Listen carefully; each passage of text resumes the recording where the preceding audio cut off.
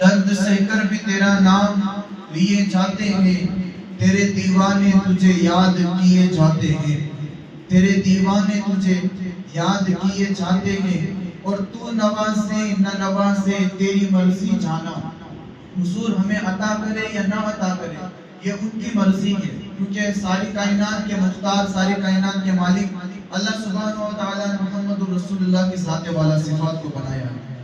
تو نوازے نہ نوازے تیری مرضی جانا، تو نوازے نہ نوازے تیری مرضی جانا، ہم تو سجدے تیری چوکھٹ پہ کیے جاتے ہیں، ہم تو سجدے تیری چوکھٹ پہ کیے جاتے ہیں، اور ایک ہم ہیں کہ ہمیں کچھ بھی نہیں پاس وفا، ایک ہم ہیں کہ ہمیں کچھ بھی نہیں پاس وفا، ایک وہ ہے جو کرم ہم پہ کیے جاتے ہیں، ایک وہ ہے جو کرم ہم پہ کیے جاتے ہیں، اور اے فنا عشق کا دستور تجھے کیا معلوم، اے فنا عشق کا دستور تجھے کیا معلوم، عشق میں دل ہی نہیں سر بھی دیے جاتے ہیں، عشق میں دل ہی نہیں سر بھی دیے جاتے ہیں۔ خطبہ مسنہ کے بعد میں نے جس آیت مقدسہ تلاوت کرنے کا شرف حاصل کیا ہے، اس کے تحت کچھ معروضات پیش کرنے سے قبل آئیے ہم اور آپ انتہائی عقیدت و احترام کے ساتھ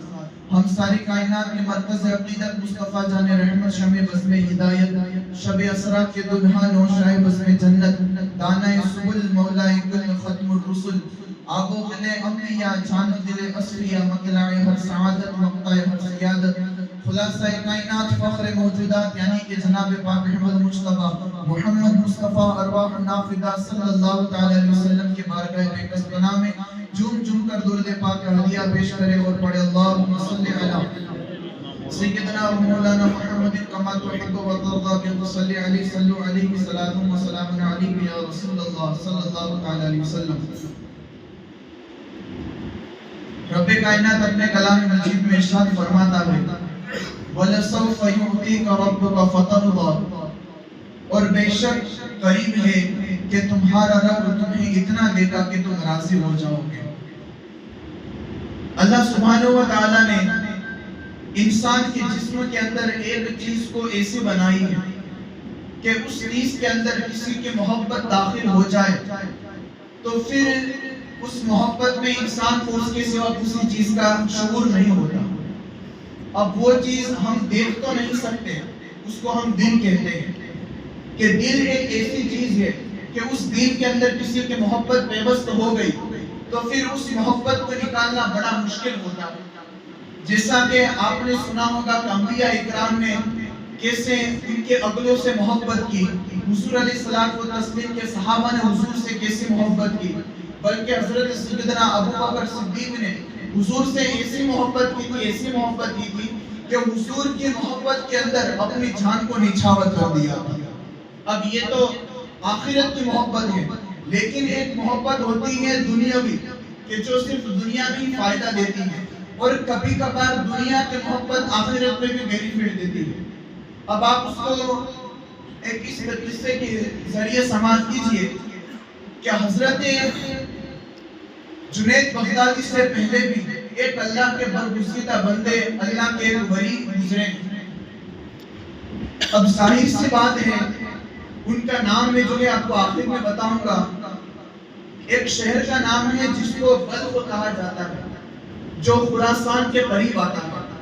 آج جب ہمیں بھی اپنی لائف انجوائے کرنے کے لیے کسی دوسری کنٹری میں جانا ہوتا ہے یا کسی دوسرے شہر میں جانا ہوتا ہے تو ہم بھی جاتے ہیں، جیسا کہ لداخ، کشمیر، یہ ہم کسی دوسرے شہر میں جو ہے اپنے ذہن کو فریش کرنے کے لیے جاتے ہیں۔ تو اس زمانے میں بھی جو ہے لوگ خراسان سے دور ایک شہر کا نام ہے بلخ، جو بہت ہی ہریالی والا شہر تھا، وہاں پر لوگ جو ہے خوشیاں منانے کے لیے جایا کرتے تھے۔ اب میں پہلے یہ بتا دوں کہ جو یہ جس کے حوالے سے میں بات کرنے جا رہا ہوں اس میں مختلف روایات ہیں۔ سب سے پہلی روایت یہ ہے کہ وہ پہلے سے مالدار تھے یا پہلے سے اللہ کے ولی تھے، اور دوسری روایت یہ کہ جب ان کا نکاح ہوا اس کے بعد وہ جو ہے تخت پر بیٹھے یا بادشاہ بنے، یعنی کہ وہ جب ان کو کسی سے محبت ہوئی تھی یا اس سے پہلے وہ تخت پر بیٹھے یا محبت ہونے کے بعد تخت پر بیٹھے۔ محبت ہونے سے پہلے بھی وہ بادشاہ تھے اور محبت اپنانے کے بعد بھی وہ بادشاہ تھے۔ اب پورے قصے کو آپ اس طریقے سے سماعت کیجئے، پھر آپ کو سمجھ میں آئے گا کہ خراسان سے ایک قافلہ نکلا بلخ کی طرف اپنی زندگی کو جو ہے گزارنے کے لیے خوشیوں کے ماحول میں۔ اب اسی قافلے کے اندر ایک مزدور بھی نکلے، اللہ کے برگزیدہ بندے، اللہ کے ولی۔ اب ان کو جب پتہ چلا کہ قافلہ جو خراسان سے نکلتا ہوا بلخ کی طرف جا رہا ہے، تو ہم بھی جو اس قافلے میں جاتے ہیں۔ دیکھیں آج ہمیں دنیا میں کسی سے محبت ہو جاتی ہے تو ہم اس کی محبت میں اتنا پاگل ہو جاتے ہیں، اتنا پاگل ہو جاتے ہیں کہ ہمیں کھانے تک کا شعور نہیں رہتا، کہ ہمیں یہ ٹینشن رہتی ہے کہ سامنے والے نے کھانا کھایا یا نہیں کھایا، ہم کو خود اپنی کیفیت پتہ نہیں ہوتی۔ لیکن یہ تو ایک دنیا میں محبت ہے، اور آج دنیا میں یہ محبت نہیں ہو رہی ہے، عشق نہیں ہو رہا ہے، بلکہ عشق کے نام پر زنا ہو رہا ہے۔ عشق کے نام پر جو ہے بہنوں کی عزت کو پامال کیا جا رہا ہے۔ عشق کے نام پر جو ہے باقاعدہ جو ہے بازاروں میں اور جو ہے باغات میں بلا کر جو ہے ان کی عزت کی جو ہے دھجیاں اڑائی جا رہی ہے۔ یہ پہلے کے زمانے میں نہیں تھا۔ آج ہمارا یہ معاشرہ، ہماری یہ حالت، یہ کیفیت ہے یارو کہ محبت میں ہم اس قدر اندھے ہو جاتے ہیں کہ ہمیں پتہ ہی نہیں چلتا کہ کون سا کام اچھا ہے اور کون سا کام برا ہے، کون سا کام ہمیں فائدہ دے گا اور کون سا کام جو ہے گناہوں کے قریب لے جائے گا۔ لیکن ایک محبت والا ایک ایسا بندہ بھی گزرا ہے کہ جس نے محبت میں اس قدر محبت کی ہے کہ پھر محبت کے اندر سچی محبت کی تو اللہ نے اس کو اس محبت سے ملا بھی دیا۔ آج ہم سچی محبت نہیں کرتے بلکہ صرف جسمانی محبت کرتے ہیں، صرف وقتی طور کی محبت کرتے ہیں۔ لیکن اگر سچی محبت ہو، کسی بھی حالت میں کوئی بھی کنڈیشن ہو، محبت مل کر ہی رہتی ہے۔ تو اب وہ قافلہ جو ہے نکلا، تو یہ جو مزدور تھے اس قافلے کے اندر ساتھ ہو گئے، چلتے چلتے بلخ کے اندر پہنچے۔ اب وہ قافلہ جو ہے انجوائے کر رہا ہے، خوشیوں کے ساتھ جو ہے اپنی زندگی گزار رہے ہیں۔ اب جب اس قافلے کو وہاں سے نکل کر خراسان کی طرف پھر سے واپس جانا ہوا، تو جو یہ مزدور تھے بلخ کے اندر آئے تھے، انہوں نے سوچ لیا کہ میں واپس نہیں جاؤں گا، اب میں جو ہے یہیں رہ کر اپنی زندگی کو گزاروں گا، خوشیوں کے ساتھ گزاروں گا۔ اب جو بلخ کا جو بادشاہ تھا، اس بادشاہ کے محل کے قریب ایک بہت ہی بڑا باغ تھا، اور اس باغ کے اندر بہت ہی سارے پھل تھے، بہت ہی سارے پھول جس کی خوشبو جو ہے اس کا کافی تھے اور پورے شہر میں جو خوشبو پھیلا کرتی تھی۔ اب جو وہ مزدور تھے انہوں نے سوچا کہ میں تو یہ شہر چھوڑ کے جانے والا نہیں، تو جو وہ بادشاہ کا جو محل کے قریب جو باغ تھا اس کے قریب اس نے ایک جھوپڑی بنا لی اور وہیں پر وہ رہنے لگا۔ اب وقت گزرتا گیا یہاں تک حالت ہو گئی کہ جو اللہ کے بندے تھے، اللہ کے برگزیدہ بندے تھے، وہ مزدور تھے، ان کی نظر بادشاہ کی بیٹی کے اوپر پڑی۔ جیسے ہی بادشاہ کی بیٹی کو دیکھا محبت کے اندر مبتلا ہو گئے۔ جیسے ہی نظر پڑی تو دیکھو عشق پاک تھا نا، تو نظر پڑتے ہی ڈائریکٹ اپنی نگاہوں کو جھکا لیا۔ جیسے نگاہوں کو ڈائریکٹ جھکا لیا، نظر پڑی تو اب پہلی ہی نظر میں عشق اتنا بڑھ چکا تھا کہ بے چین ہونے لگے، بے قرار ہونے لگے، عشق زیادہ ہوتا گیا، دن گزرتے گئے عشق بہت حد سے بڑھ گیا۔ اب جب عشق میں برداشت ختم ہونے لگی تو ایک دن خود جو ہے کہنے لگے چلو اب جو ہے اس شہزادی کے بابا اس بادشاہ کے پاس جاتے اور اس سے جو ہے نکاح کا پیغام بھیجتے ہیں۔ اب جو وہ مزدور تھا اس کے پاس کچھ کھانے کے لیے نہیں تھا، مشکل سے کوئی گزارا کرتا، بازار میں جاتا کسی کو کچھ کام کر دیتے اور جو ہے اپنا گھر کا جو ہے گزارا کیا کرتے تھے۔ بادشاہ کے محل میں پہنچے، محل میں پہنچنے کے بعد جو ہے سپاہی اس سے کھڑے ہوئے تھے، اس نے کہا کہ مجھے اندر جانے کی اجازت دو، تو ایک اس کا سپاہی اندر گیا اور بادشاہ سے کہا کہ فلاں ایک وزیر آیا آپ سے ملاقات کرنا چاہتے ہیں، ایک مزدور آیا آپ سے ملاقات کی درخواست کرتا ہے۔ تو بادشاہ نے کہا ٹھیک ہے میرے پاس بھیج دو۔ اب وہ جو مزدور سے اندر گئے، اندر جانے کے بعد مزدور نے کہا کہ میں جو آپ کے سامنے بات کرنے والا ہوں یہ تمام لوگوں کے سامنے ممکن نہیں ہے، اس لیے محل کے اندر یہ چار دیواری کے اندر جتنے بھی لوگ موجود ہیں ان سب کو یہاں سے باہر بھیج دو، اس کے بعد ہی بات جو ہے مکمل ہو سکے گی۔ اب جب بادشاہ نے جب اتنا سنا تو اپنے سارے سپاہیوں کو باہر بھیج دیا، سب سپاہی باہر چلے گئے۔ جانے کے بعد جو ہے اب وہ جو مزدور تھا اس نے اپنی محبت کا اظہار کرنے لگا۔ وہ کہتا ہے کہ اے بادشاہ تمہاری جو بیٹی ہے، تمہاری جو شہزادی ہے، اس سے مجھے پیار ہو گیا ہے، اس سے جو ہے مجھے عشق ہو گیا ہے، میں اپنا نکاح کا پیغام تمہاری بیٹی کے ساتھ لے کر آیا ہوں۔ جیسے ہی اب جو وہ بادشاہ کا جو وزیر تھا اس نے جب یہ سنا تو تلوار ہاتھ میں لی اور ہاتھ میں لے کر کہنے لگا کہ اے اللہ کے بندے تیری کیا اوقات ہے کہ اس بادشاہ کی بیٹی کے سامنے تو نکاح کا ہاتھ مانگ رہا ہے، تیرے کپڑے پھٹے پرانے ہیں، اگرچہ تو حسین و جمیل ہے، خوبصورت ہے، اللہ نے تیرے اندر جو ہے بہت ہی حسن عطا کیا ہے، لیکن تیرے کپڑے کی حالت ہے، کہاں تیری کنڈیشن اور کہاں اس بادشاہ کی کنڈیشن، دونوں الگ الگ ہیں، اس سے تیرا نکاح ممکن نہیں۔ جب بادشاہ نے وزیر کی یہ بات سنی تو پھر اظہار کرنے لگا، بار بار کہا کہ نہیں، میں کافی التجا اور تمنا کے ساتھ آیا ہوں، میں تمہاری بیٹی سے بہت ہی پیار کرتا ہوں، عشق کرتا ہوں، جو میں تمہاری بیٹی کا ہاتھ مانگنے کے لیے آیا ہوں۔ اب جب اتنا کہا تو اشارے میں بات ہوئی، کہا ٹھیک ہے 8 دن کا وقت دو، 8 دن کے بعد تم واپس آنا۔ 8 دن اب وہ وہاں سے نکل گئے، جو اللہ کے ولی تھے، مزدور جو تھے وہاں سے وہ نکل گئے، نکل کر جو ہے اپنے گھر کی طرف چلے گئے۔ اب یارو دن کاٹنا بڑا مشکل ہو چکا تھا، اس لیے کہ آپ سب جانتے ہی ہوں گے کہ جب انسان کو کسی سے عشق ہو جاتا ہے تو وہ اس کو اپنا ہوش نہیں رہتا، وہ اپنا خیال اس کو رہتا ہی نہیں، اس لیے کہ عشق ہو چکا ہے، عشق کے اندر جو ہے وہ بےتاب آگے بڑھ چکا ہے۔ اب جو ہے پہلا دن گزرا، دوسرا دن گزرا، تیسرا دن گزرا، 8 دن گزر گئے۔ 8 دن گزرنے کے بعد پھر وہ مزدور جو تھے اللہ کے ولی تھے، پھر بادشاہ کے محل میں آئے۔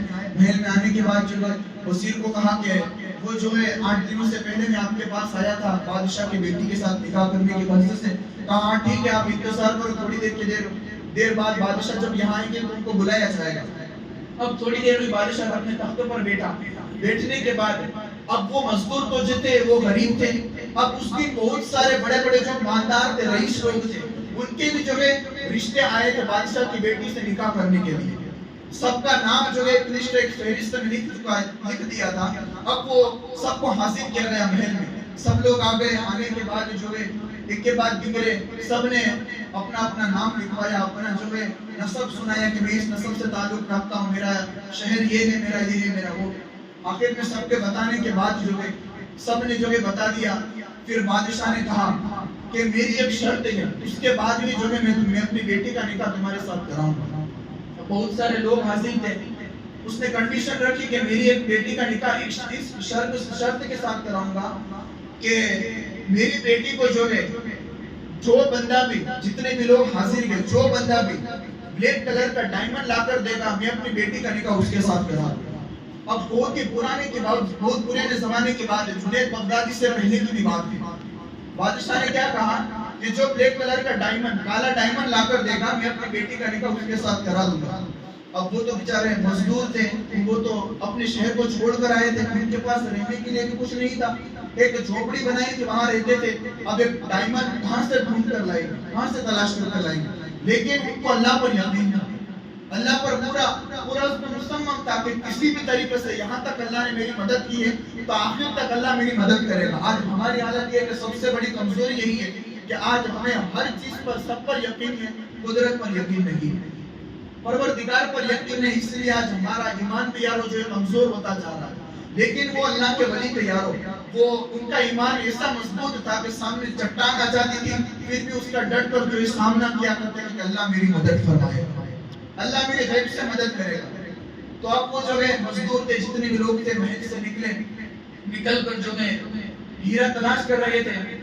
تو اب جو مزدور جو تھے وہ اللہ کے جو ولی تھے، انہوں نے سن رکھا تھا کہ میں نے اپنی نانی اور اپنی دادی سے یہ سنا تھا کہ جو برف کے جو پہاڑ ہوتے ہیں وہ جب وہاں پر کئی دنوں کے بعد جب وہاں برف نہیں گرتا تو وہ پہاڑ جو ہوتے وہ کالے ہو جاتے ہیں، اور جب اس پہاڑ کو جب کھودا جاتا ہے تو اس کے اندر سے وہ ڈائمنڈ ملا کرتے ہیں۔ اب وہ تلاش کرنے کے نکل گئے، پہاڑ کے پاس پہنچے، پہاڑ کے پاس جیسے پہنچے کھودنا شروع کیا، کوئی ہیرا نہیں ملا۔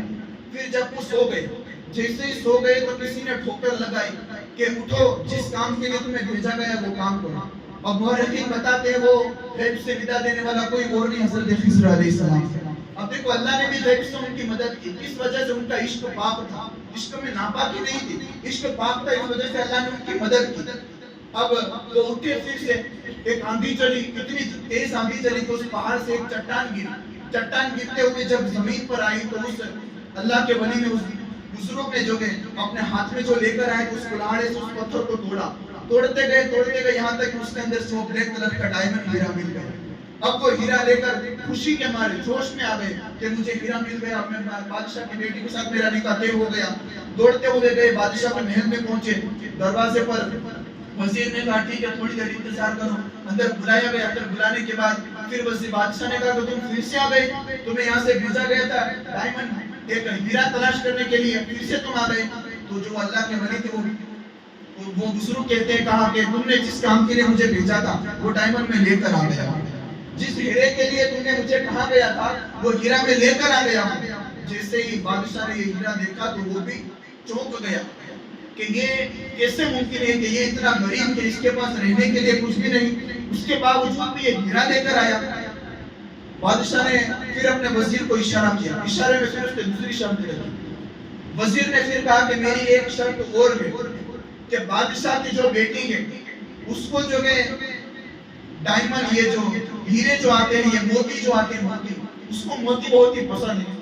تم 2 موتی لا کر دو, پھر اس کے بعد کنفرم تمہارا جو ہے بادشاہ کی بیٹی کے ساتھ نکاح کر دیا جائے گا. اب وہ پھر سوچنے لگا کہ اب جو ہے مشکل آنے لگا. پہلے مجھے جو ہے ڈائمنڈ لانے کا کام میں نے حاصل کر دیا, اب مجھے موتی کا حکم دیا, موتی میں کہاں سے لاؤں گا. لیکن پھر بھی اللہ پر ان کو یقین تھا. وہ پھر محل سے نکلے, محل سے نکل کر جو ہے ایک سمندر کے کنارے پر بیٹھے. سمندر کے کنارے غیب سے اللہ نے ان کی مدد کی تو جو ہے سمندر کے اندر گئے. اور جانے کے بعد کیا ہوا میں آپ کو پھر کبھی بتاؤں گا کہ جس کی وجہ سے اللہ نے ان کو وہ دونوں موتی عطا کر دی. وہ دونوں موتی ان کو مل گئے. وہ دونوں موتی لے کر پھر خوش ہو گئے, لے کر بادشاہ کے محل میں پہنچے. محل میں پہنچنے کے بعد جیسے بادشاہ کو دونوں موتی دیے تو پھر وہ بادشاہ بھی خوش ہو گیا. اس لیے کہ بادشاہ جانتا تھا پہلے کے جو اولیاء تھے, جو بادشاہ بھی تھے, وہ ان کا فیصلہ بھی جو ہے قدرت کے مطابق ہوا کرتا تھا.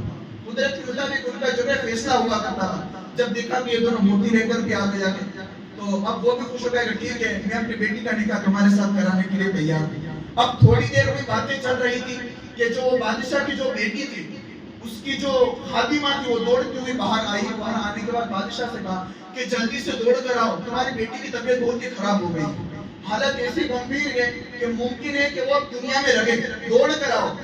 بادشاہ دوڑتا ہوا اندر گیا, اندر جا کر دیکھا, طبیبوں کو بلایا, طبیبوں نے سب جانچ کی تو دیکھا کہ بادشاہ کی جو بیٹی تھی وہ اس دنیا سے چلی گئی, اس دنیا فانی سے کچھ کر گئی تھی. بادشاہ افسوس کے مارے نگاہیں جھکاتے ہوئے باہر آیا اور جو مزدور تھے, جو اللہ کے جو ولی تھے, ان کو آنے کے آ کر کہا کہ جس کے غصے میں تم مبتلا ہو چکے تو وہ میری بیٹی کا جو انتقال ہو چکا ہے, اس کا وصال ہو چکا ہے.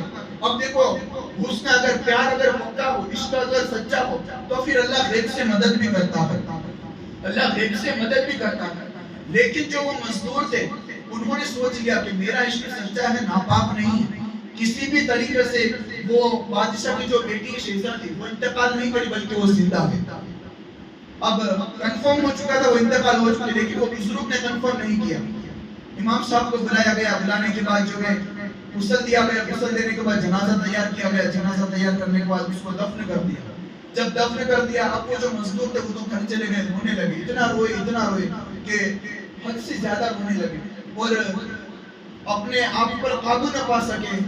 تو پھر جو ہے اٹھے اور اٹھ کر جو اس خاتون کا جو قبر تھی اس قبرستان میں گئے. قبرستان میں جانے کے بعد بہت ساری قبروں میں جو تلاش کیا کہ کون سی اس کی قبر ہوگی, کون سی اس کی قبر ہوگی, دیکھا کہ یہ قبر بہت آسان ہے. اس قبر کے پاس گئے, اس قبر کے پاس جانے کے بعد جو ہے اس قبر کو کھودنا شروع کیا.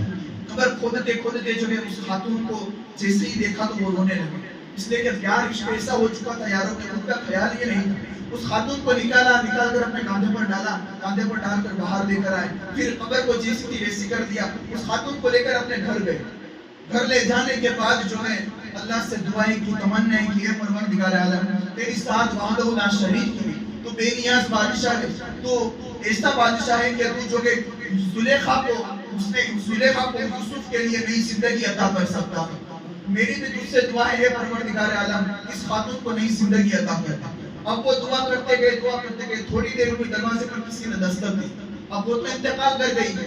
بادشاہ کو, اس کے بیوی کو, شہر کے رہنے والے جتنے بھی لوگ ہیں ان سب کو یہ پتا چل گیا کہ بادشاہ کی بیٹی مر گئی ہے, لیکن وہ قبر سے نکال کر اپنے گھر لے کر آ گیا.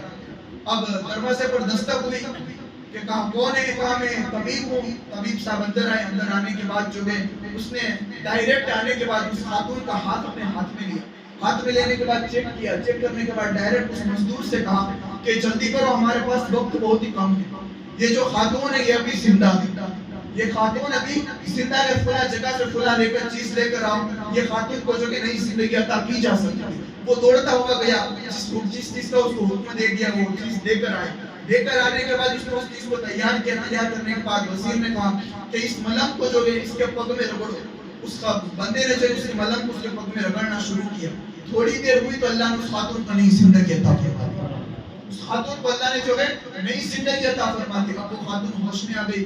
ہوش میں آنے کے بعد جو ہے پہلے تو وہ ڈر گئی، گھبرا گئی کہ میں یہ کون سی جگہ پر، اس لیے کہ محل میں رہنے والی خاتون ہوں اور ایسی جگہ پر آ جائے کہ جس کا کوئی ایڈریس نہیں، تو وہ بھی ڈر جائے کہ گھبرائے گی۔ تو اٹھنے کے بعد فوراً ہی جو وہ وزیر تھے، وہ اللہ کے جو برگزیدہ بندے تھے، ولی تھے، انہوں نے پورا قصہ سنایا کہ کئی سال پہلے میں تمہارے حسن میں مبتلا ہو چکا تھا، پھر تمہارے بابا نے اتنی شرطیں رکھی، میری ساری شرطوں کو میں نے پورا کیا، شرطوں کو پورا کرنے کے بعد جو ہے تمہارا انتقال ہو گیا، اللہ نے تمہیں نئی زندگی عطا کی، پھر اس کے بعد جو ہے میں تمہیں یہاں لے کر آ گیا۔ پھر جب ساری داستان اس مزدور کے سنانے کے بعد وہ جو طبیب صاحب تھے، اس طبیب صاحب نے ساری داستان سنی تو کہا کہ جب اتنی محبت ہے، اتنا پیار ہے، اتنا عشق ہے، تو پھر دوری کیسی، لاؤ دونوں کا نکاح کرا دو، لاؤ دونوں کا نکاح کرا دو۔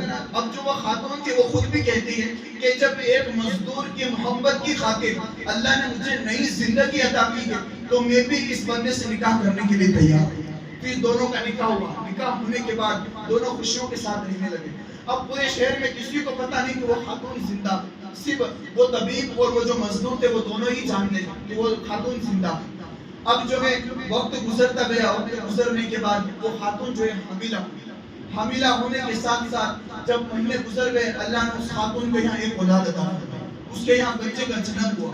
بچے کا جنم ہونے کے بعد جو ہے اب اس خاتون کا ایک مین ریزن، جب مین بات جو ہے کہ کیا ہوا اس بچے کا جو ہے، اس بچے کے ساتھ پھر بادشاہ کو کیسے پتا چلا کہ یہ خاتون میری بیٹی زندہ ہے۔ اگر حقیقی معنی میں آپ جاننا چاہتے ہیں تو گزشتہ جمعہ کو جلدی آنے کی کوشش کریں، اس لیے کہ وقت بہت ہی زیادہ ہو چکا ہے۔ گزشتہ جمعہ کو جب آپ جلدی آئیں گے تو میں آپ کو بتاؤں گا کہ بادشاہ کے بیٹی کے یہاں جب بچے کا جنم ہوا تو پھر اس کے بعد اس کی پرورش کیسے ہوئی، جو وہ مزدور تھے وہ پھر بادشاہ بھی بنے، وہ مزدور جو تھے وہ بادشاہ بھی بنے، لیکن اللہ کے قرب اتنا حاصل ہو چکا تھا کہ انہوں نے بادشاہت کو ٹھکرا دیا، وہ راہ خدا میں جو ہے نکل چکے تھے۔ اب وہ کیسے نکلے، اب گزشتہ جمعہ کو جلدی آنے کی کوشش کریں۔ اللہ تبارک و تعالیٰ سے دعا ہے کہ کہیں سننے سے